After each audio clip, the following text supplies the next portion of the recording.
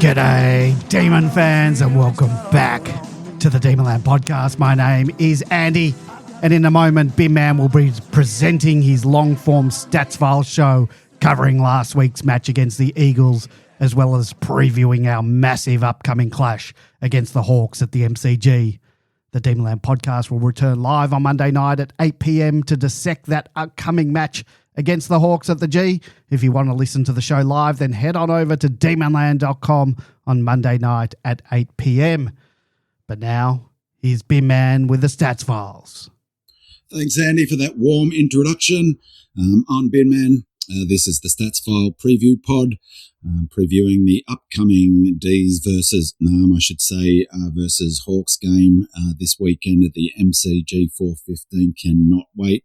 The first round of the two rounds of the Sir Doug Nicholls round. Apologies in advance for when I inevitably slip up and forget to call his name, but I'll do my best to do so during this podcast. Apologies also in advance for the inevitable barking that my dog will do. Seems to have some sort of chip in his head that whenever I'm on a microphone, he will start barking. I'd like to acknowledge the traditional owners of the land on which I'm recording this podcast, the Bunwurrung people, and I'd also like to pay my respects to elders past and present, and to any elders and emerging leaders who are listening to this podcast today. So today I'm going to review our win over the Eagles and preview our game coming up, our round 10 game, as I said, against the Hawks. Just some framing comments. I'm going to do my best. There's a thread that I think connects these two games in terms of both my thinking about the review and my thinking about how we'll go against the Hawks and my preview of that match. And that's really about coaching philosophies and game plans. I've been really fascinated this season with the emerging sort of different ways footy's being played, and the different strategies and philosophies that are evolving amongst coaches. First of all, I've always had this sort of idea in my head that there is three types of coaches. Coaches like Goody was in 21 to 23, with who believes in a game plan that's the same most weeks, brutally effective one in Goody's case, and that game plan forces the opposition to alter their plans to play it, but otherwise it's pretty much the same game plan week in, week out. And ironically, that's what Sydney seem to be playing at the moment. They're playing their way, and the demand on the opposition is to find a way to counter that. The other model is the coach who's more tactically driven on game day. Goody was often criticised for not being flexible in the box. As I said, I feel like that's more to do with his coaching philosophy, and I also thought that was a bit overplayed. But the coaching model that Clarkson, I think, was definitely one of the best modern examples of it in more recent times. Of course, Scott at Cats is another one, and increasingly Mitchell, and of playing a different way week in, week out, depending on the opposition. And I heard Scott from the Cat Scott, talking on 360 this week about his philosophy, and I thought it was fascinating because he talked about that he's moved away, not that I think he ever particularly was this way, he's moved away from being concerned about changing the game plan basically week to week, depending on the opposition, and inferred that pretty much said that he's really leaning into that this season. And you can really see that in how they play the Cats in terms of different strategies, in terms of who they're playing, and the way that they want to play. They've got fundamentals, of course, that they don't move away from, but they are very fluid tactically, and that interview was on 360. It was on the coaches thing on Monday, and well worth listening to. He's a really great person to listen to when he talks about footy, I reckon. I find his histrionics in the box a little bit annoying, but as a footy person and someone who communicates and talks about the game, he's really, really terrific to listen to, and I found that interview fascinating. One of the things I found fascinating is obviously King was an assistant coach for a long time under Scott, and so I think King is of that same ilk of. And that's something that I've been talking about the last, basically since the beginning of the season on the Binman podcast and on the Stats File preview podcast, is I've been really surprised how fluid King's strategies are. And like Scott talked about on Monday night about the way the Cats play, each game looks a bit different. And I think that's true of the way King plays. Of course, he's got fundamentals, and early in the season, the media, me, others, based on what we saw in the pre-season games and the intra-club games, and then in particular round one against the Saints, it appeared that we were going to play the one way, a bit like the Swans, which was, fast transition off the halfback flank, high metres gained by hand, link up by hand, lots of overlap, wave running, push forward and go for the match. Of course, that's an element of our game, fundamental element, yes. As I argued last week, I think increasingly, though, we are playing, it doesn't describe how we play week to week. The fundamentals for our game, I think, are emerging are scores from stoppages, winning clearances, winning territory, being a long kicking side, low disposal side. I think they're more fundamental than that over lap run. And I think, the fundamental thing, of course, is pressure and contest. And if you look at all the best sides at the moment, it's gone back pressure. As I said at the beginning of the season, pressure is still king, and Hawks are a really good example of that, and we'll talk about them a little bit more when we get to the preview. Why I'm framing all of this is and the link between the review of the Eagles game and the preview of the Hawks game is, I think it's really relevant. I think it's particularly important in terms of thinking through assessing how we performed against the Eagles and how we will play against the Hawks. And so I also say that part of the thinking is looking at for context for how I'm going to review the Eagles game, is that I think we came in with a clear strategy, which I'll speak to in a sec, and that we basically only played the one quarter how you would think of as that template that you might have thought of at the beginning of the season, that handball run, really stretch them, move it quickly off the halfback flank, that style. And that was the first quarter. So I'm really going to only look at that first quarter because I think it's the only one that's really super instructive in terms of our method. And it was really effective in that first quarter and a bit. It was probably, we played that way for the first quarter and the first 10 minutes of the second quarter. Our first quarter looked much like our preseason and round one method, with lots of handball chain from the back half, scores from the back half, and punishing them on turnover, and it was really entertaining to watch. But once we established a 5-goal plus lead after Maxi goaled at the 14-minute mark of the second quarter, we clearly, and this was both evident really when I was watching it live at the ground and in subsequently watching the replay, it was really evident that we looked to put the brakes on and looked to hold them at arm's length for the rest of the game. And we were really keen, I think, to not allow it to get into the stoppage-based gameplay, based game that the Eagles and McWalter wanted to orchestrate. I heard him on 360 as well. I think it was McWalter and Scott on the Monday night. He talked about they looked to bring extras up to stoppages to try and win those contests and stoppages, to win territory presumably as well, and they were actually pretty effective in doing so. And the stoppage numbers and clearance numbers were pretty much equal for the game.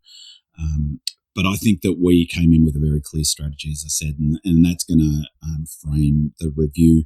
I think it was a really smart move, to be honest, from King in terms of managing fatigue and preparing for the Hawks game.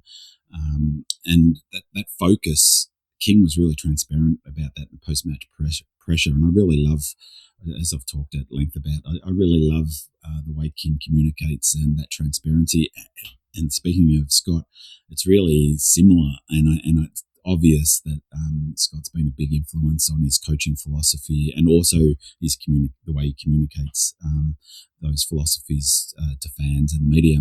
It's terrific. So I really, he also talked about some of this stuff on King. He really emphasised that preparation for the Hawks game in a interview he did on SEN on the Monday morning after that game. So I'm only going to just race through the equity points, offence, the three phases of footy, just to pick out some, I guess, some key stats, and then I'm going to look at that first quarter to demonstrate what I mean in terms of that thinking that he brought to the table, and for me, that connection that I was saying before about coaching philosophy is, I think this was another example of King coming into a game with a clear strategic philosophy, a game plan that was based around the opposition we're having, but also looking forward to who we're going to be playing next week off a 6-day break, as he mentioned in his presser, and also the context of the weeks before it, how physically taxing the last 3 games were. So what we were going to be able to do. I would argue that given how taxing physically the Sydney Swans game was, it was just simply not possible for us to play to our normal run and gun style, to the level we would have. We ran, I think it was the 25, 26 kilometres less in this game than we did against Sydney, which is a long way. And I think, we were cooked to a large extent. So yeah, I think that, as I said, I think the strategy was to come in, get a lead, 5-goal lead, and then manage it. Smart footy. So yeah, I'm just going to race through equity points in the 3 phases of footy. So equity points, its ball use was 49.7 equity points. Against our season, against theirs 35.1. Their ball use was horrible. It was a big factor in the game, but that's down on our AFL average. Our season average, which is 60.2 for how you use the ball, how we've been using the ball, and AFL average is 51.2. Interestingly, though, despite the fact what I was saying about fatigue, I was really impressed. This was a big psychological test, this game, and I think we passed it. This easily, as I talked about in the preview last week, I would be happy if we got anywhere near the 42-point line coming into it. And so I would have, if I didn't have a bet in this game, I don't bet on these games, but that's what I would have taken the line. And similarly, my best bet of the round last week was Roos to make their line against Sydney for the same reason. But despite the fact that I think we were fatigued to an extent. Certainly our running power was impacted. Our pressure was fantastic.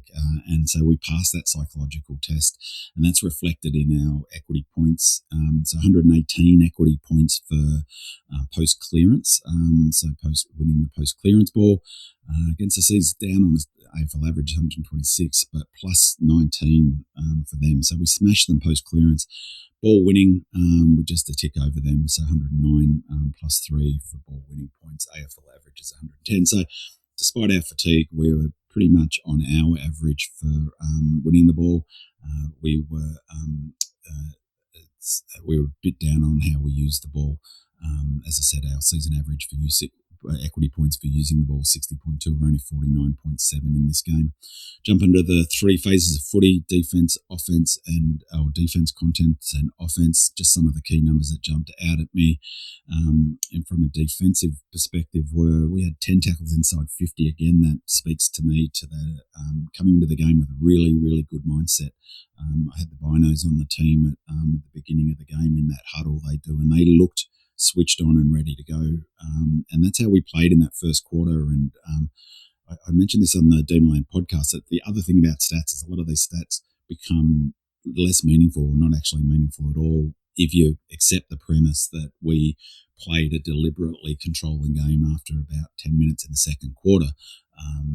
So for instance, we suddenly became a high disposal team, which is not how we normally play. So I think that excuse me, the first quarter, that's one of the reasons the first quarter is really the thing I wanted to focus on. But nonetheless, defensive work goes all through the match. So we had 60 intercepts. They only had 59, 15 intercept marks. Another impressive performance in that space. We had 68 tackles, 12 more than them. Season average for AFL clubs this season is 56. So, hats off to the boys for coming into this game with the right attitude and performing to that level. I'll talk about it in a second in contest, but I was really surprised at the pressure ratings. It was a much higher pressure rating game than I thought it would be, in particular because of how we were using controlling the ball with uncontested kick marking, sort of similar in the way the Hawks are going to look to play or do look to play. We had our worst defensive one-on-one loss percentage for almost for the season. I think 18.2% of our one-on-one contests we lost. A few of them would have been Waterman. Geez, he's an impressive old-school forward. I love it. I actually think Paddy did a great job on him. He's becoming a real whipping boy on Demon Land, Paddy, and undeservedly so. I think he has got one of the hardest gigs in footy at the moment, which is the lockdown. Key defender, tough gig with the way the ball is being moved, even West Coast ball movement, which is actually was pretty good.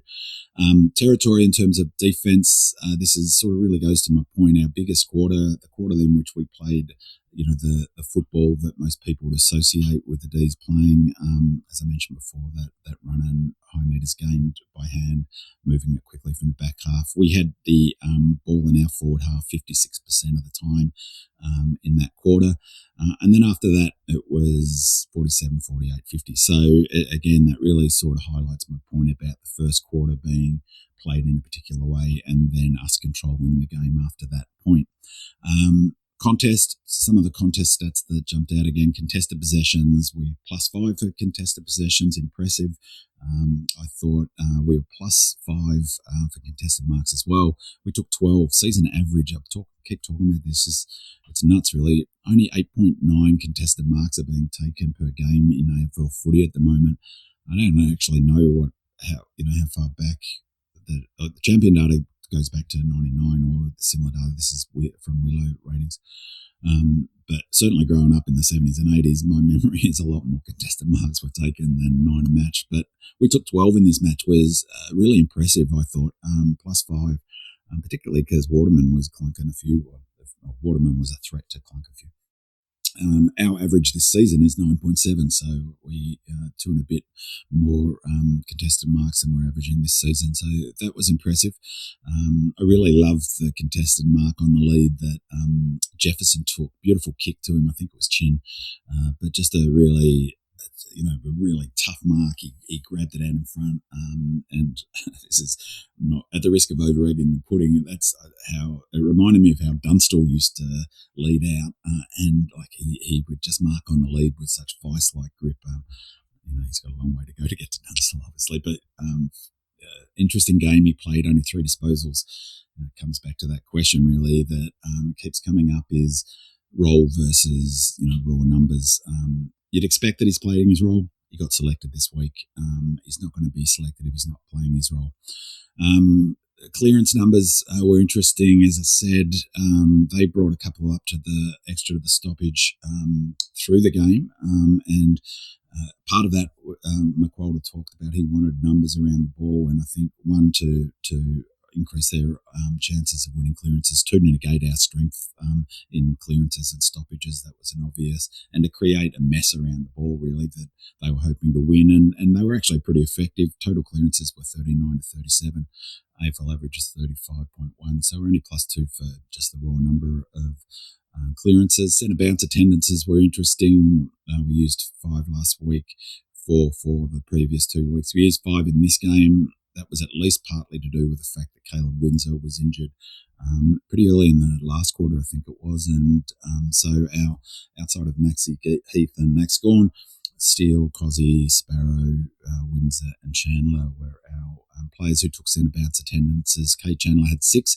Turns out it's going to be helpful for that's just with Kate Chandler. King did mention that part of him being in the centre was giving Cozzy a chop out and him going forward. And as it turns out, a clever move because it gives him the opportunity to get some midfield minutes. He's going to probably play midfield minutes this week to replace Caleb Windsor, who's a massive out. I'll get to that when I preview the game. But it really is very clear now the pattern is different from the early season, but we're using a very small number, 4, 5 max of players running them through centre bounce attendances. In the ruck contest were interesting. Maxi Gawn had 49, Max Heath had 46, so almost split the duties there. Bailey Williams had 70 of their ruck contests, and I was actually pretty impressed with his performance. Strong player, and it always seems to be the strong physical players who go physically hard at max that have the best opportunity of negating him. It's worth noting Cooper Duff Titler, who clunked a couple of good marks, I thought. He had 25 ruck contests.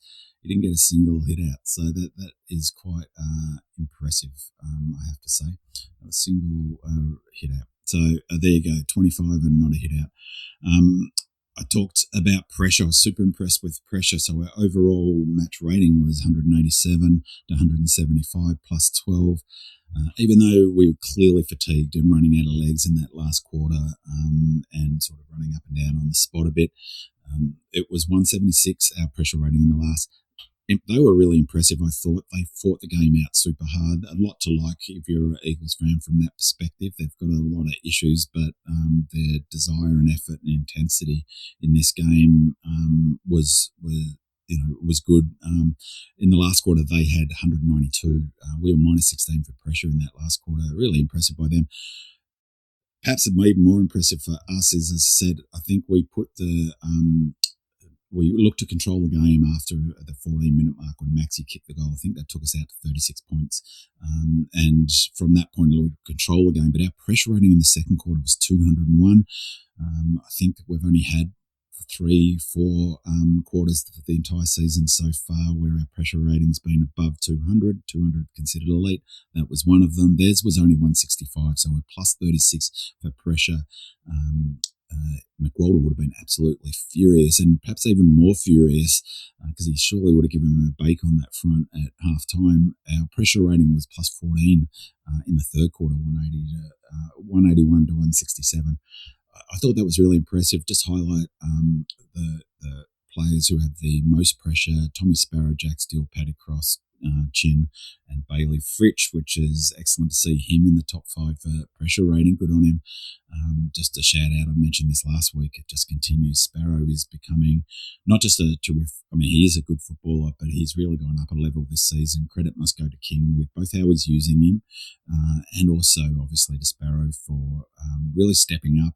I think it's been a real win for him not having Oliver in track to compete with the midfield minutes. And, if you want my honest truth, I think Sparrow has been a better leader this season than either of those two players were for the last few seasons at the Melbourne Footy Club. I love how he's going about it. He had 22 pressure acts, 50 pressure points. He's averaging 58.4 pressure points this season. As I said, cannot be more impressed with the way he's playing his footy. Some key offense stats. Metres gained, just really the only one I want to highlight was metres gained by hand, 550 metres gained by hand. Reminder that the metres gained by hand, they're just talking about it on all the footy shows at the moment, in large part because of the crazy numbers that Swans are putting up. And Cats have started doing it as well. Also partly because at the moment it's the flavour of the month. I think that this will change a little bit as we move into the finals, like towards the finals. Teams will look, we didn't actually look to disrupt the Swans handball metres gained by that much. They had, I think from memory, up near 1,000, I think it was, 1,026 metres gained against us. I think, in that game, I was a little bit surprised we didn't do more effort to disrupt that. Instead, it felt more like, we set up the ground, as I said, in the review of that game deep and try to make it difficult for them to get through. They were incredibly effective at doing so anyway. I think that'll change. There will be, teams will look to find ways to disrupt that handball metres gained.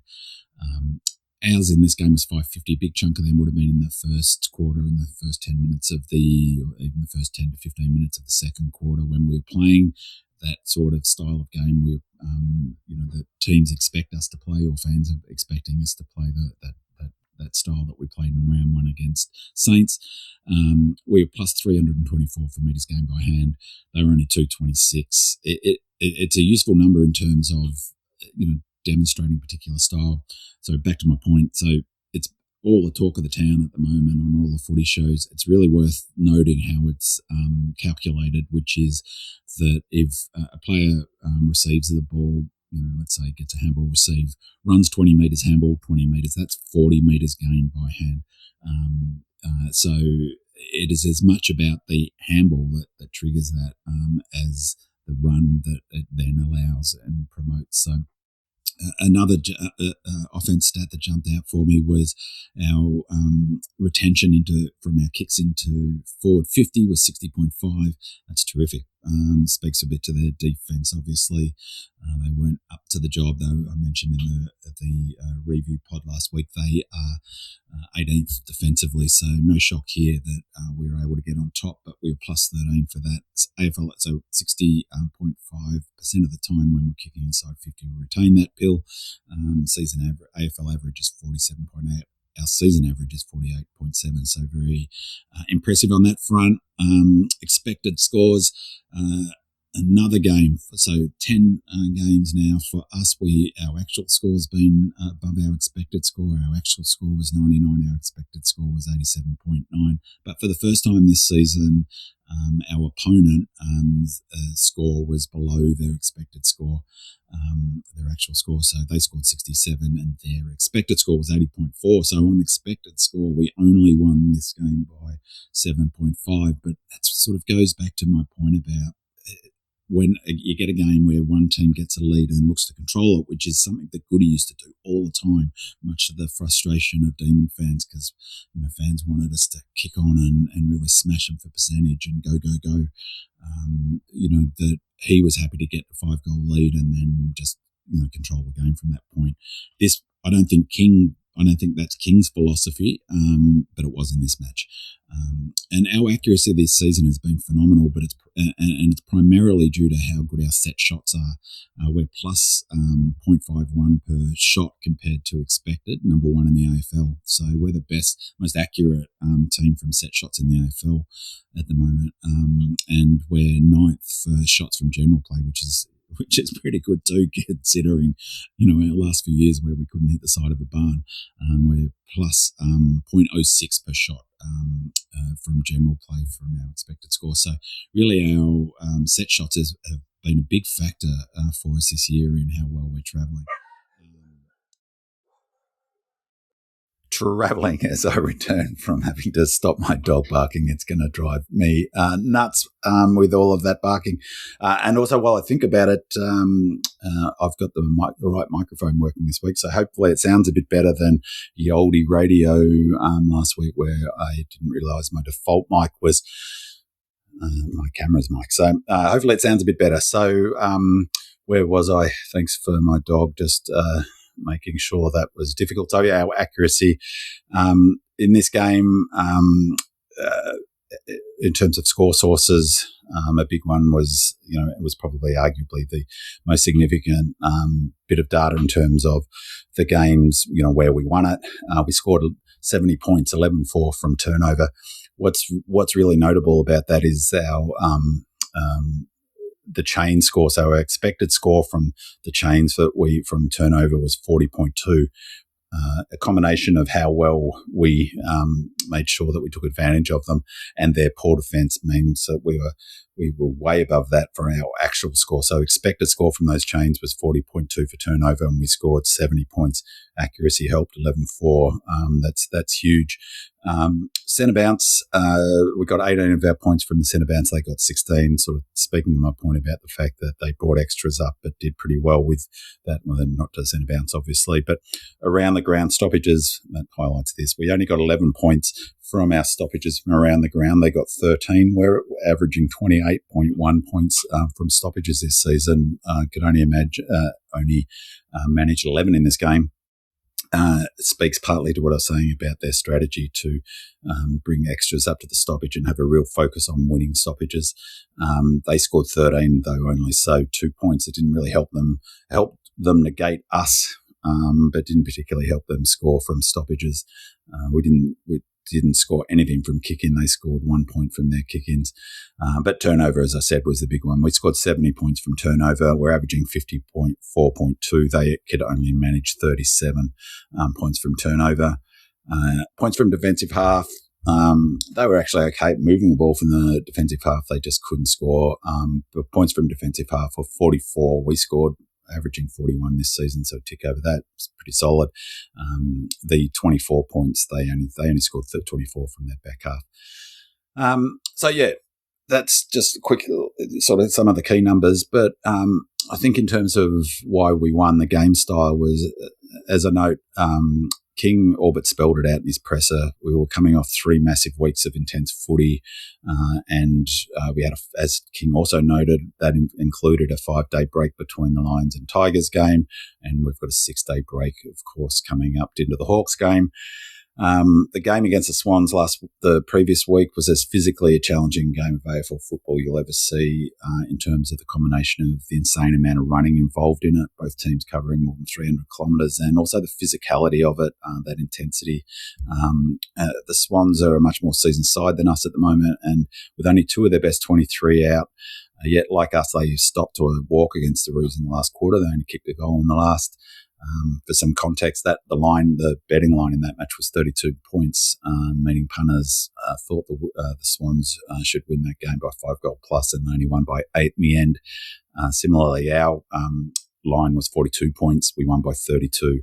But to be honest, we're pretty lucky to win by that much. I think our expected score was only, as I noted before, only 8.5 more than them. However, that's at least part to do with the fact, as I said, about the fact that we controlled the game for 3 quarters essentially.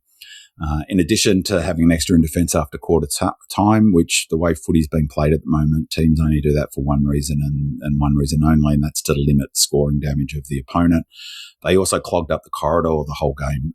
They brought an extra, sometimes 2, to stoppages.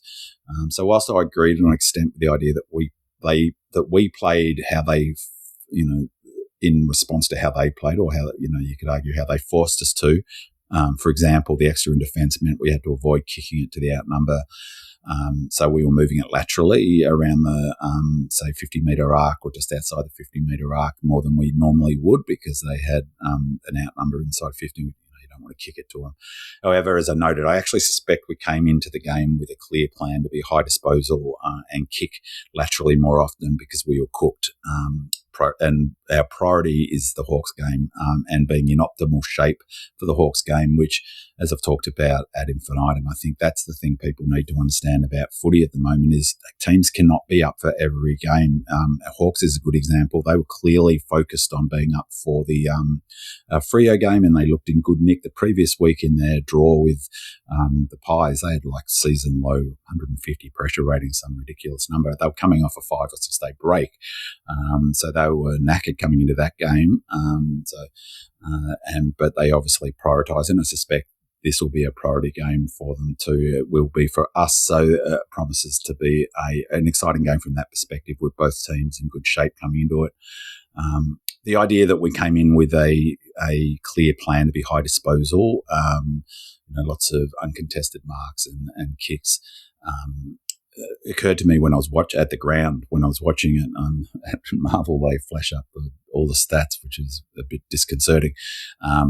But you could just see on that, and also the way we're playing, our high, after that first quarter in particular, but and for the rest of the match, our high disposal kick mark, lots of uncontested marks, which is really not how we've been playing at any stage particularly.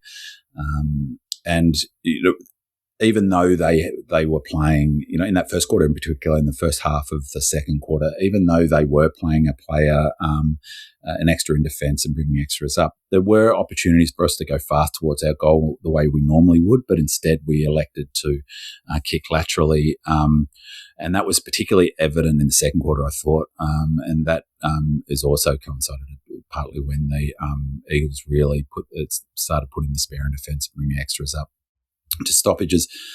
But reinforcing the idea it was a pre-game strategy, I was sitting down near the fence in the right forward pocket on level 1, and on lots of occasions right through the match, multiple players were signalling to the player who had the ball, to the kicker, to go laterally. Even when there were options up the ground, they were, there were a lot of players pointing to. So for me, it felt like a clear plan coming into the match.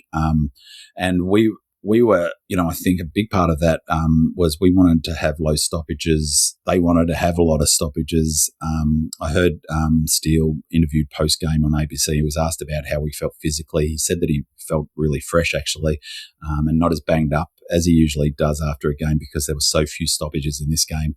And I think we engineered that with those, keeping hold of the ball. Obviously, if you're kicking laterally around the back half, you're not going to get you're not going to get stoppages. So, yeah, really smart move, as I've noted, in terms of managing fatigue, preparing for this game against the Hawks. And I'm just loving the way he's going about coaching. Each week is a bit of a different adventure with King. Love it. So I'm going to just quickly fly through the quarter by quarter differentials to highlight the point I'm making around the way the game is essentially looked different from the first quarter, pretty much, or perhaps the second half is the easiest way to think of it. So for disposals, just raw number of disposals, we were plus 25, keeping in mind we're a low disposal side, plus 25 in the first quarter, plus 27. So we were playing keepings off. After halftime, our run fell away. We were minus 10 for disposals in the third, minus 29 in the last. We bet clangers. This is differential. So contested possessions were plus 14 in the first. So we're clearly, we were wound up, ready to go in that first, and did what we couldn't do in the Essendon game, the previous sort of banana skin game. We were plus 14 contested possessions. After that, we were in deficit, minus 4, minus 3, minus 2.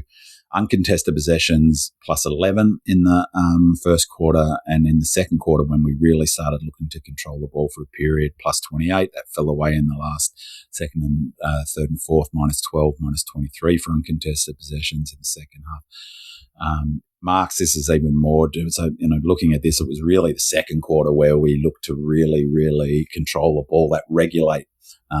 That's not Kenny G, Warren G sign that gets put up. I think that's what that's about. Uncontested possessions.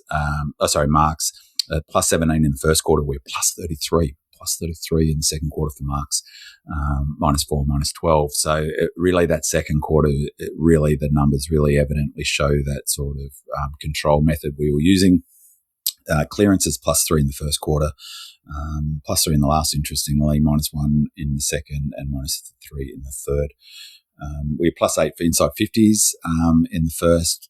Come to the last, we were minus 2, plus 4 in the second for inside 50s. We plus 6 for marks inside 50 in the first. Come the last, we're minus 5. Plus 6 for shots at goal in the first. Come the last, we're minus 2. Plus 2 for tackles, plus 6 in the second, plus 6 in the third, minus 2 in the last. And then in terms of our equity post clearance, I mentioned before how strong we were in the last. This really demonstrates the difference between that first quarter and when we're running out of gas in the last quarter. Plus 21.5 equity points for post clearance. Our post clearance contested possessions, minus 20.4 in the last quarter, and our ball use similarly plus 8.3 equity points in the first quarter. That fell away to minus 9.7 in the last. But interestingly, our ball use in the third quarter was plus 13.5. That's really impressive. So impressive performance. We, as I said, interestingly, from a coaching perspective, we completely controlled possession in the first half. We had the ball in our hands 48% of the time. The Eagles only 36% in that first half. We had 136 uncontested possessions at halftime. West Coast had just 97. We had 68 uncontested marks, our second most in the first half since 2021. I thought that was a really interesting data point. So just again demonstrates the completely different method that we played with, in particular that second quarter, as the numbers before I spoke to really highlighted. And hats off, I think, to King for a strategic tactic that was, that increased our likelihood of winning this game and being ready for the Hawks this week. Impressive. In the first quarter, we controlled the ball. We had it 49% of the time. We had 10 more uncontested possessions than them in that quarter, 14 more uncontested marks and 22 more kicks, and 28 more uncontested marks in the first quarter. I think that it was a fantastic game by King in the box. Full credit. Well done to the boys for the intensity they played and also their ability to carry out the instructions. And King Scott was talking about the importance of having a team of senior players who can play differently week to week.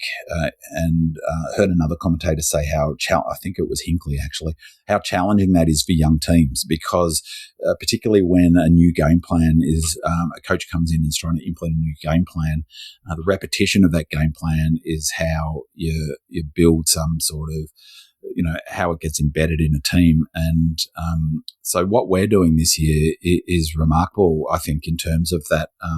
King is asking a young team who we've got a lot of our senior players out at the moment to play in a particular way as a sort of core philosophy, but each week play differently. And Hinckley stressed how difficult that was at Port, that it is no easy thing. So hats off to the players for having the focus and discipline to carry out King's instruction and play to the way he wanted.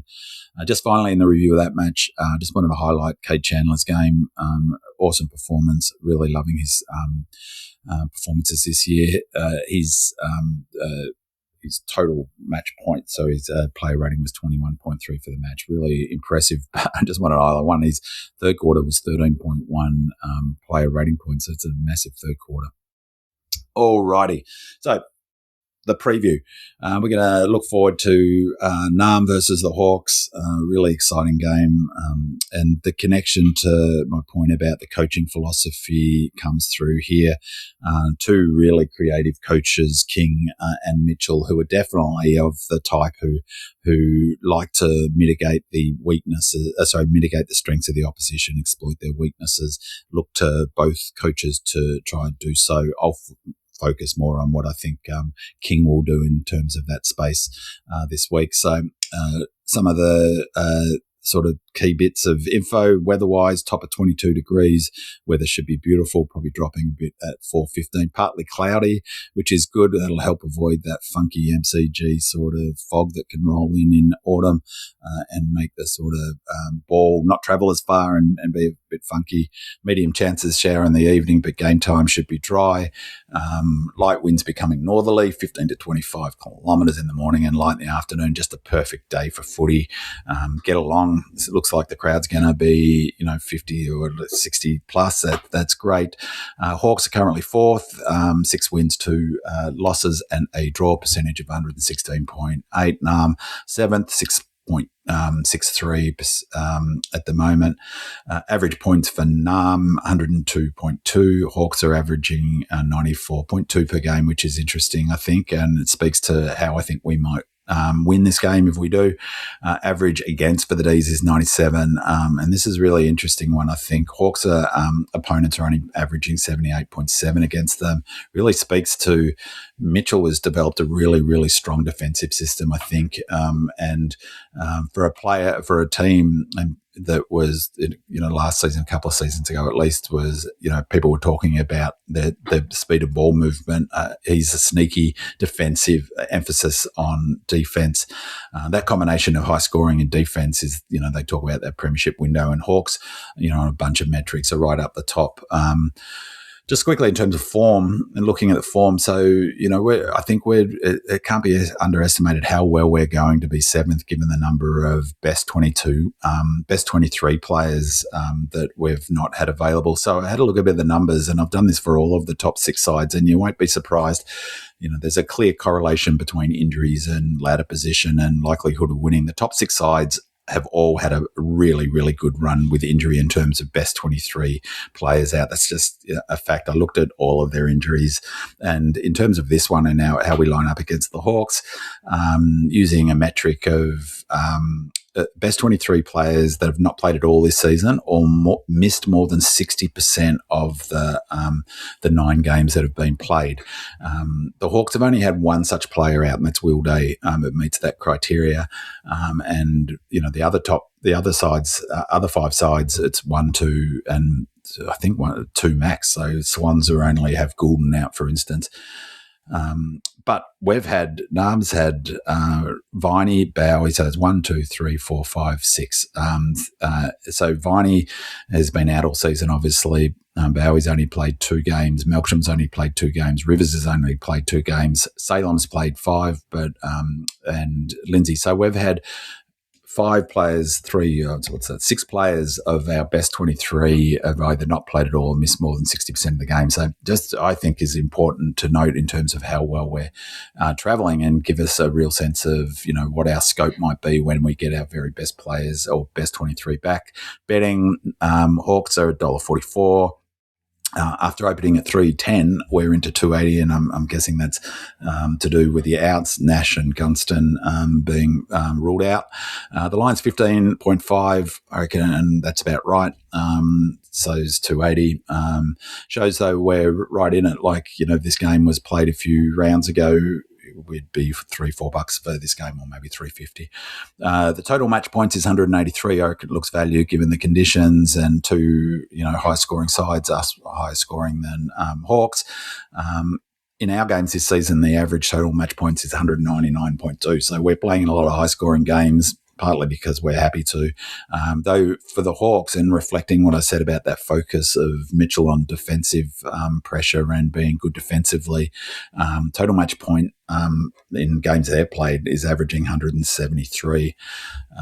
In terms of the ins and outs, we've got, I won't go through the team lineups.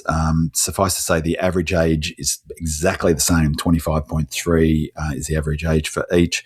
Average matches, Hawks 96.2, we're 91.3. I think that's really interesting. Ins for us, the net impact of these ins are plus 4.5 for us. So we've got Kayla Windsor coming out, obviously, and Andy Muniz-Wakefield was admitted. Trent Rivers and Daniel Turner come in. That's a plus 4.5 from a ratings perspective. On the other hand, these are big outs for the Hawks. I thought Connor Nash won't help them with their stoppages, obviously being out. Tom Barras, critical out. Jack Gunston, another one, and Sam Butler was omitted.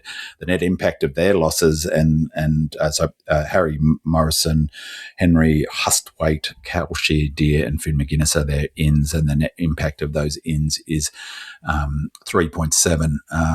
So I think that what are the other key things in terms of the overall stuff? Just looking at through, just really quickly looking at some of before I jump into how we compare to them. They are travelling super well. The Hawks, they're a really powerful side. Their number, let's have a look here. The Hawks are 2 for defence in the AFL and 3 in the AFL for attack. That puts them squarely in that premiership window that Fox Footy 360 bang on about every year. We are 8th in the AFL for attack and 13th for defence. That's probably not going to get it done at the pointy end of the season, but I'm confident that King, as we approach the finals, will do some work on that defensive aspect and will improve our ranking from that perspective. The Hawks, as I said, super impressive. Just some of their key numbers. They're second in the AFL for kicks per game as the siren's going off outside. Third in disposals per game, just speaking to that high disposal way they like to play and the way they like to control the footy, much similar like a blend. Hawks for me are like a blend of some of the elements of the Lions and some of the elements of, say, Freo and Sydney of that fast ball movement. Fourth in marks per game, again reflecting being a high disposal side. Fifth in points per game, as I noted before, so they score and they defend well. This was an interesting one in terms of the importance of the clearance battle, which I'll get to. First in hit-outs per game, fourth in goal assists per game. They're also, in terms of some of their other numbers, third in uncontested possessions per game, first in effective disposal per game. Like Lions, they're very effective, very good kicking side. Lions weren't so much last night. And that's really key to their game. And I find it interesting because Mitchell played under Clarkson, obviously, and high-quality kicking was fundamental to Clarkson's game. It's a fundamental part of footy, let's face it, so it will always be thus. But they have built a list. He's built a list that are excellent kicks, and particularly, their halfback flankers, Eamon, Impey, who I'll get to in a sec. They're all really critical players. But they're not just an outside kicking side. That is 100% sure. The very best teams in footy combine that, being great at the contest and also being high skilled. They're third in stoppage clearances per game, so second in score involvements per game, fifth in metres gained per game, so second in tackles inside 50. They are really high pressure inside 50. It's a great combination of sort of skills and strengths I think they've got. And they've got, a coach who has shown real tactical nous through his short career in Mitchell's. Interestingly, in terms of negative, not too many negative ones, but 17th in 1% per game, 13th in centre clearances per game. And I'll speak to this. This is an opportunity for us, I think, to maximise our strength and potentially, exploit their weaknesses. They're 18th also in turnovers per game, which I found quite curious. In terms of how we match up, some of the key numbers that we match up better than certainly better than the Swans, who had their best at had better numbers in all of the key categories than us. Time in forward half, almost the same. They're 52.8, we're 51.7. That's probably not that meaningful. They like to possess the ball, so plus 5.9 for time in possession against their opponents. We're minus 3.1. Against their contested numbers, raw numbers are about the same in us, but differential wise, they're plus 13.4 than their opponents, and we're minus 1, which I found interesting. We're plus 0.1 for clearances in differentials against our opponents this season. They're plus 2.7. So, their two ruck setups certainly helps them go to work. Newcomb is a absolute A-grader, and I'm hoping we'll put a bit of time into him. I think he's really critical for us to maximise our strengths, which is our stoppages. We're averaging 101.1 points per game this season. They're 100.2.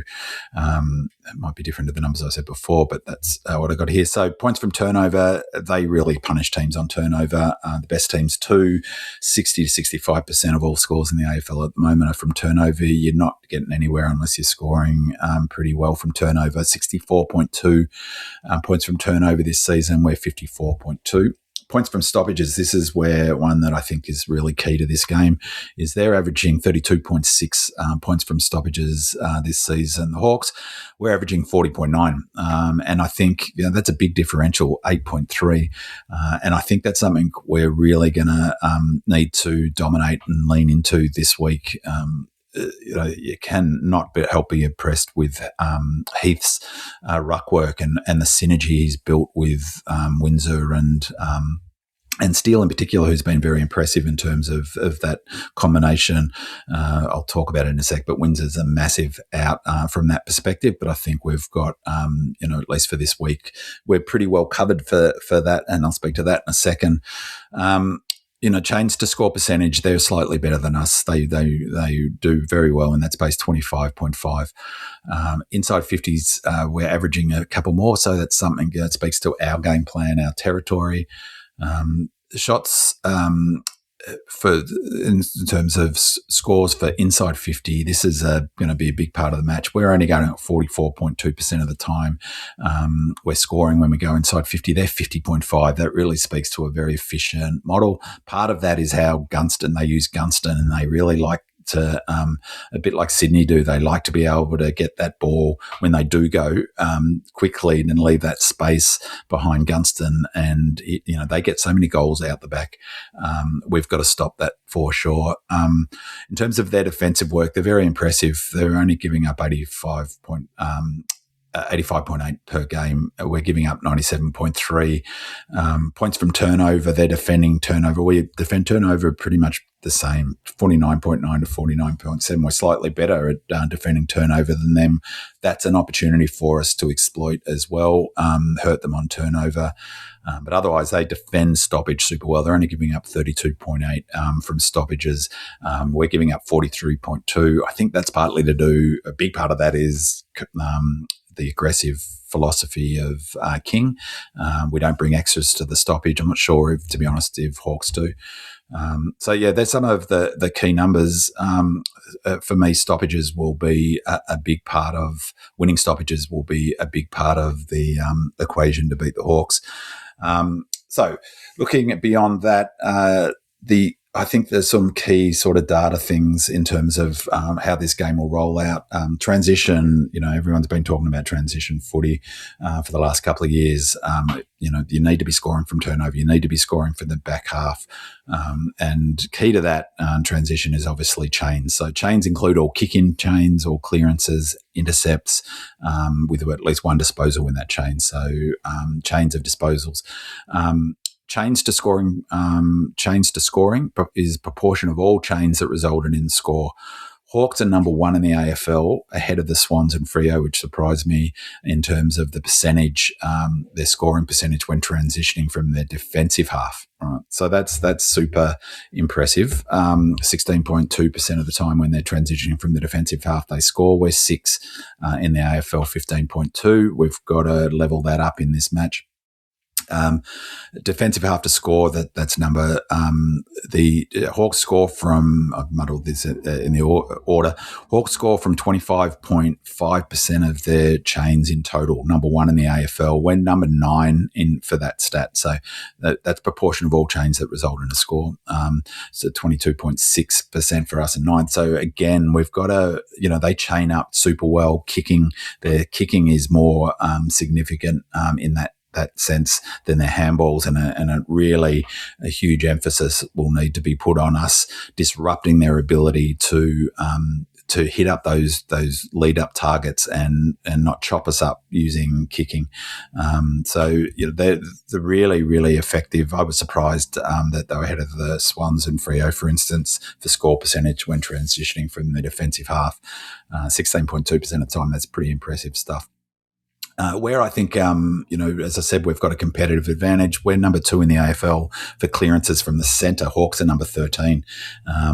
Again, it's a pity that we don't. It's obviously a pity we don't have Windsor out. And speaking of the impact of Windsor out, he's become critical to how we play footy in the blink of an eye. It seems it's just amazing, and so exciting to watch of the way we get rolling when he gets out the front of those those contests in centre bounces. Love it, and that relationship between Heath and him as well has been a really effective one. So he's definitely a huge out, and particularly because for us to win this game, I think we're going to have to win. I think we'll have to win scores from turnover, scores from clearances and centre clearances, and scores from around the ground stoppages. It's not just scores from stoppages. We're a territory team, so winning clearances is super important for us because it allows you to get territory. And we saw that last night in the Lions-Cats game. They smashed them for territory, got it forward, trap it in. Old school footy, it's still important. However, I think that we're pretty well covered to cover the impact of Windsor. Of course, we're not going to fully cover it. It would be silly to suggest that we're better off him not being in the side. We obviously would be better for him to be playing. That goes without saying. But with Chin taking more centre bounce attendances this week is almost certain, I reckon. We've got a pretty handy replacement. He's quick. He's good in tight. He wins his own ball. He uses it absolutely beautifully, Chin. And he's in just dynamite form. As I mentioned before, he was our highest rated player against the Eagles. He's in red hot form at the moment. And importantly, he's got that acceleration from a standing start, which is what we're going to miss most with Windsor, is that run and gun, collect the ball or get a handball receive and run forward. And, if you want to think of a particular example of that, is that handball that Heath gave him against, was it the Lions or Sydney, that against Sydney from the ground, and then, Windsor runs 20 metres and kicks that goal. But Chin, he's been in great form and he's got that acceleration. So from that perspective, I think we've got pretty good cover for Windsor. The other part of that equation is that I think we've also then got, if Chin plays more midfield time, more CBAs, then he comes off the half forward, the high half forward utility role that he plays so well. But with Rivers coming back in, Langdon, Rivers can take Langdon's half-back role that he's been playing for the last 2 or 3 weeks, and Langdon can play the high half-forward role Chin plays. And, as everyone knows, Langers is a power runner, arguably the best power run in the AFL. He covers the ground even better than Chin, who's gone up a level in that space. I have to say this season his running power has been unbelievable. And not only that, Langers has become a pretty handy goal kicker as well. So, so him slotting into that role means that we won't lose much for Chin going into the centre bounce. And hopefully Rivers has a good game. He's an interesting piece of the puzzle. It's been a bit mysterious, him this season. So hopefully he takes that opportunity to get back in and makes that running halfback flanker role his own, Riv that is. And Langers, I just love all the different positions he's playing. One of the things, speaking of coaching philosophy, that I heard King talk about in his interview on SEN on Monday morning was his belief, philosophy that he loves players who can play multiple positions. He loves flexibility. Scott's very, very similar. You can really see the influence of Scott on King's coaching. And Langers is the perfect example this season. Chin similar, Cross is another one. Even Latrell, who can play, maybe less Latrell, who can play multiple positions, can go to halfback flank and play wing. In Cross's example, he can play as a sort of defensive forward, who I think he will this week on Sicily. At least I hope he does. He can also play the wing like he did last week against the Eagles. And in a pinch, he can go forward and play on the halfback flank as he did against Sydney. So Cross for me is like the prototype player that when King talks about, he loves flexibility. And Langers has been played exactly that way by King this year. He seems to be thriving in it as well. So we don't lose much. I think we've got a long way of saying we've got good cover for Windsor. However, I think that, and hopefully for Windsor, it's just a 1 week injury. However, I think the Hawks will struggle big time to cover their big 2 outs. Nash is out as well, and that won't help. That will really help us around our competitive advantage around stoppages and clearances. But for me, their big outs are Gunston and Brass, and in large part because both players, obviously both are guns, but both players are also really critical to their structure. The way way Mitchell gets the ground set up. Brass is a brilliant intercept marker. He reads the ball just brilliantly, and so does Sicily. So they've got those two players. Two, he's physically so strong, and he can play both the intercepting role and the lockdown defender role. On it's a pity we don't have Mycheck, because that's who we might have gone to if Brass isn't playing. But so they're two really big outs. Not quite sure how they're going to cover it, and so hopefully we can really look to exploit, particularly Brass being out. But I mean, they'll probably have Deere play a similar role to Gunston, which will, be, as I said, they love to leave almost like the old Pagans paddock, where space behind that forward, that last line of the forward line as they push up the ground a bit for Watson and Gunston to run sort of back with the flight of the ball into that space. But Deere doesn't have Gunston's footy IQ. Gunston's just a great footballer to watch, old school in many ways, but he reads the ball moving down the ground better than just about anyone in the AFL. So, just like we're not going to fully cover Windsor. I think we're going to cover Windsor's loss much better than they're able to cover the loss of Gunston and Barras. Some questions to ponder. I guess if you accept the premise that this game is going to be fluid tactically, there's a lot to think through what strategies each will bring. And so I'm really curious to, what strategies will bring. For example, there's some big questions for me in this. Do we tag? Do we tag Watson? Do we tag? Do we put a player on Ginnivan? How do we go about doing that? In modern footy, with zone defenses, all team offense, all team defense, how many players can a team sacrifice to tag? I'd argue no more than one. And even with just one, there's trade-offs, as they talk about all the time. If you tag a player out of the game, for instance, Watson, maybe that frees up Ginnivan. Or so it's going to be fascinating to see if they do elect to tag anyone, if King elects to tag anyone. And similarly, to be honest, I think Mitchell's more likely to tag than we are, and I think that they'll put a tag to Cozzy. No idea who that will be, to be honest. But, it'll be really interesting to see who we tag. I think there's a combination of pure tag and the more modern variant is accountability. You hear that all the time, but looking to really negate the key players in the opposition. But do we lock anyone down with the tag will be something I'll be really curious.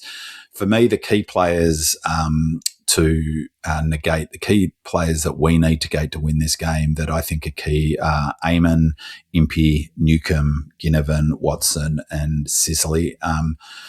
In terms of Carl Eamon, for instance, where is he? Carl Eamon is key to their transition. His metres gained is the most in their team. He's averaging 536.12 metres gained per game, key to how they move it from their back half. John Newcomb is really critical for how, he's a great player to watch. I love him. He's absolutely fundamental to how they go about winning the footy at stoppages and centre clearances. He's a contested beast. He's their number one player for contested possessions per game, 12.33. Jarman Impey, I mentioned. Another player like Eamon, critical to the way they move the ball from their back half, makes good decisions. He's averaging 17.7. He's number one for them for uncontested possessions per game.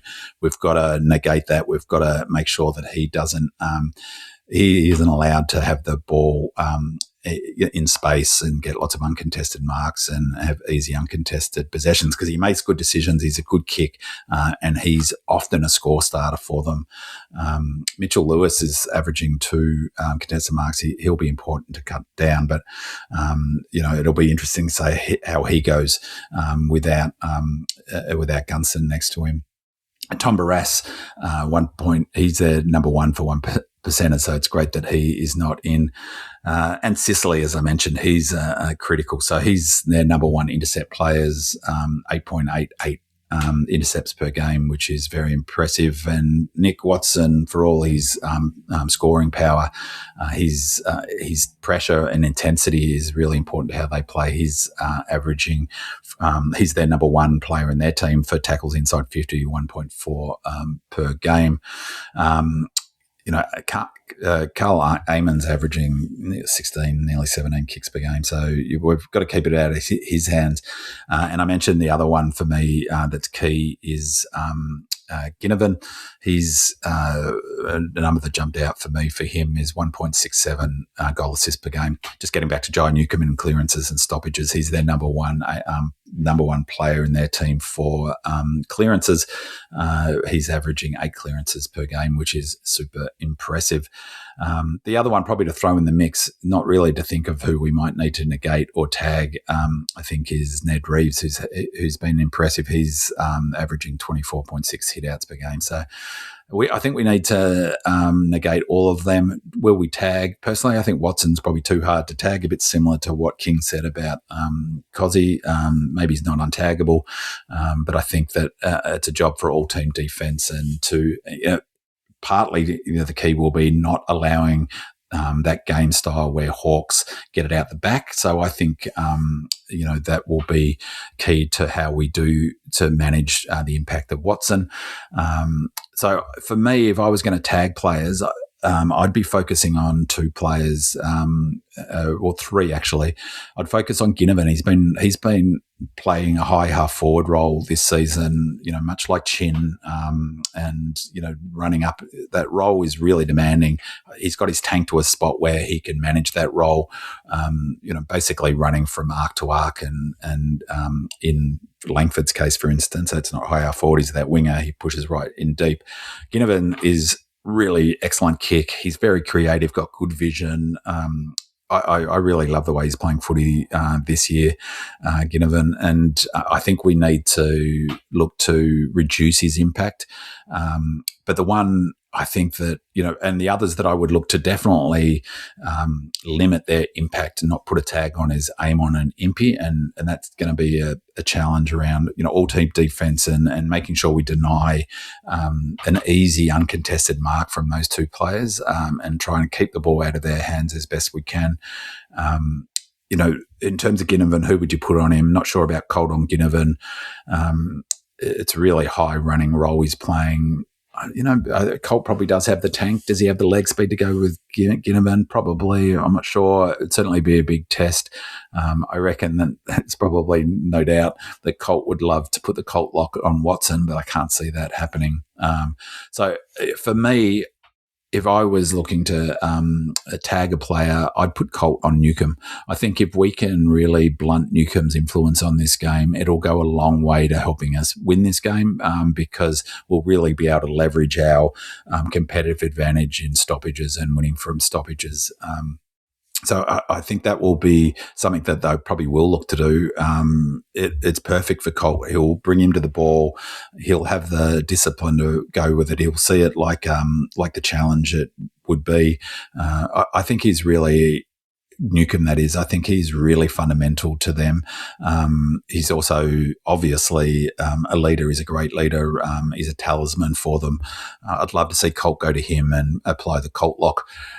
The one question mark on that is that might disrupt the centre bounce mix-up, sort of mix. As I said, we're really running with a very limited number of CBA of players going through the CBAs, but you can. It doesn't necessarily have to be.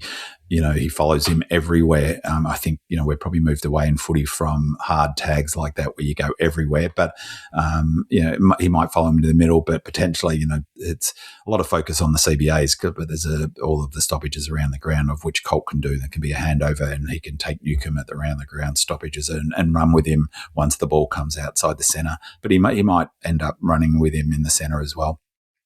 Which particularly given they might work given that Windsor's out of that mix. So, maybe Chin and Colt splitting the centre bounce attendances that Windsor is taking, and keeping in mind Windsor and Steele and Cozzy are by far our three most CBAs this season.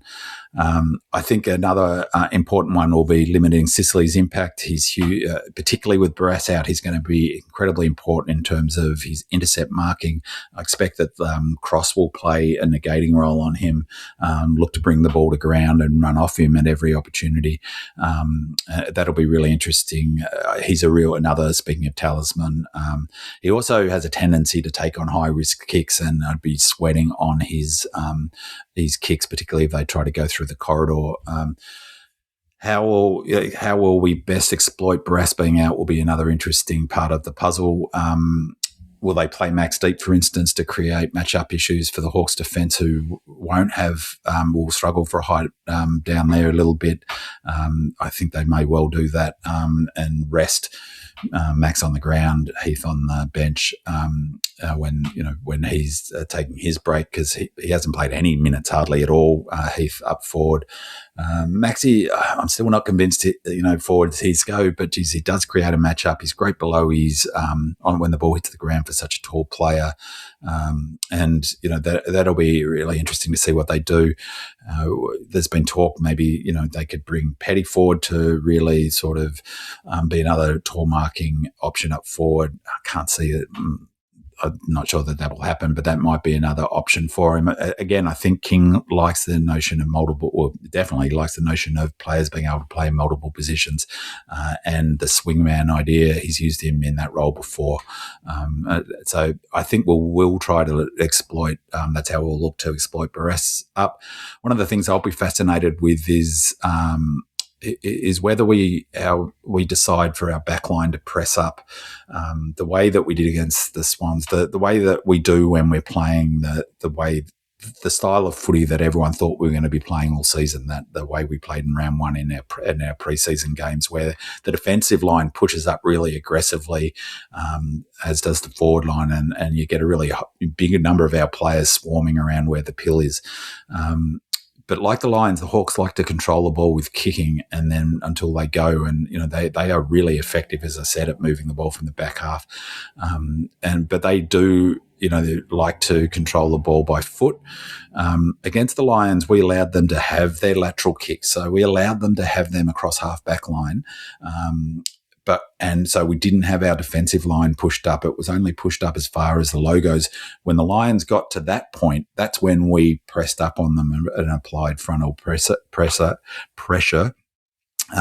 and looked to make it really hard for them to hit up from their leads or handball receives from that point on. An advantage of that model is that if we, and I wonder whether we employ the same thing in this game. I suspect we will, because an advantage of that is to help avoid the trap of getting the ball out the back. So if our defensive line pushes up to really aggressively, like we did, what we do sometimes, they like to engineer those goals out the back. By pushing up, it creates space out the back, and provides them the opportunity to do that. Conversely, if we don't press up as aggressively, we keep a player back like we sometimes do, and we play back shoulder, then when players like Watson will have less space in behind the ball. Just on Watson, I'm not going to ever refer to him as a wizard. There's only one wizard, and that wizard is Jeff Farmer, my top 3 all-time favourite Melbourne footballers. Just absolutely love him. So Watson, it just doesn't sit well with me, him being called the wizard. We employed a similar strategy that to the Swans, actually, to deny them that tic-tac goal. It didn't really slow them down a hell of a lot. In playing, having our defensive line set fairly deep and our key defenders back shoulder. So I think that's how we'll roll a little bit, and make the ground long, so to speak. So how do we win? This is where, from a tactical perspective, I'll be fascinated to see what strategies King runs with. So how do we win? I think the key for us is we go fast. That's the thing for the Hawks defensive. They've got a really effective defensive zone. When Freo went fast against the Hawks last week, when they finally pulled the trigger and got the ball moving quickly from their back half and really got their overlap run and carry and high handball meters gain going against the Hawks, they smashed them. That game was in the balance up until maybe halfway through the last quarter, and Freo just got on their bike and really, really looked to exploit the Hawks. It looked to defeat the Hawks zone by fast ball movement, and they kicked the last 5 goals of that match and won that game running away. So for me, I hope that we'll do that, and I think we will. We'll go fast. I think we'll set our D up deep, as I said. Critical will be winning the clearance and scores from stoppages battle. I think Nash out's a big one. If we can negate the influence of the impact of Newcombe, we'll go a long way to winning the clearance and the raw clearance totals and the scores from stoppages. Both of those things, we have to apply, absolute. We have to match them for intensity and pressure. That's just a non-negotiable in footy these days, particularly against the top 5, top 6 sides. It's an absolute, fundamental of footy is pressure. So all about the pressure differential as much as anything. If we can match them and exceed for differential for pressure, that'll go a long way to helping us win, in large part because it will disrupt, if we can get up in their grill a little bit and disrupt their ability to hit those short lead-up kicks that they like to do, or their lateral switches. So we've got to match their physicality. I think we need to stretch their defence height-wise, so really exploit Barras being out. Maxi will be key to that strategy. I think we really need to interrupt their ability to get their zone defence up. That's one reason why I'm sure Mitchell likes that high disposal, deliberate method that he uses until they go, is because it allows, just like, Goody with his hyper defence, it allows their defensive zone to get set up. And so, which is why I think it's important for us to go fast to disrupt their ability to get that zone set. And that's what Freo did so effectively in the last half of the third quarter. And so I think to interrupt their ability to get their zone defence set up, as I said, the first bit is go super quick, play on really quickly. We're number 1 in the AFL for playing on after a mark or free kick. Keep that up, run in waves, run at them. High handball meters gain game, I think we'll see. And then the second part of that is not denying them intercept marks. I think will be really important in terms of their ability to get their zone defence set up, and doing some work on Sicily. I think Cross might go to Sicily, whoever does whatever strategies we employ, make sure he doesn't get hold of the pill. And I think the other part of it, in terms of the way they like to set up, just generally, is not allowing the game to come into their tempo, which is how, as I said, they like to, that the tempo they play at allows them to set up defensively. So they don't want the game, I don't think, to get into a complete ping pong. Like they're very effective at going from the back half, so don't get me wrong on that front. But I don't think they want to get into a end-to-end ping pong sort of gameplay between the arcs like the Melbourne-Sydney game was. I think that if it gets into that sort of shape of a game, we'll win the game. And so the big part of that is, I think, the way they like to play. Sicily, Amon and Impey are critical to controlling the tempo of the game. They're really important to the way the Hawks like to control the tempo of the game. And I think if we can disrupt them and really limit those three players' influence on the game, will really will impact their ability to control the tempo of the game and get it on our terms, as Goody likes to say. And as Goody had said previously when he was coach at the Melbourne Footy Club, I don't know why I talk about Goody so much, he's no longer our coach. I think that will be absolutely critical. Obviously, taking our chances. I noted before we're number 1 in the AFL from set shots, so on a good day at the MCG, I'm hoping that will continue. I'm really, really, really looking forward to this game. Can't wait. MCG on a Saturday afternoon. Pity we're not playing with a red Sharon. Do I think we'll win? I think if we can do those things, I think we're a really good chance of winning. I've been super impressed with the Hawks this year. But yeah, I think that coming into this game, we've got every chance of winning. Will we win? I'm very much hoping so. Get along to the game, support the boys. They're really pumping this game up. King has really emphasised how important it is to have a crowd about. Get along to the G, and I will see you there. And I will also see you next week for the Stats File, a review of this game and the preview of our next Sir Doug Nicholls game. Go Nam, go Redleggers, and let's get a good win and keep pushing forward. See you later. That was Binman with the Stats Files. The Demonland podcast will return live on Monday night at 8 p.m. on demonland.com. See you then. Go Demons. Go Redleggers. It's a grand old flag, it's a high-flying flag, it's an emblem for me and for you. Well, it's the emblem of the team we love, the team of the beats true for the red and the blue as we sing a song for you. Should old acquaintance be forgot, keep your eye on the red and the blue.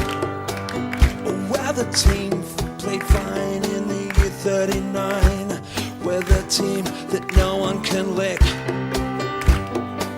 And you'll find us there after the final bell with the spirit of 1926.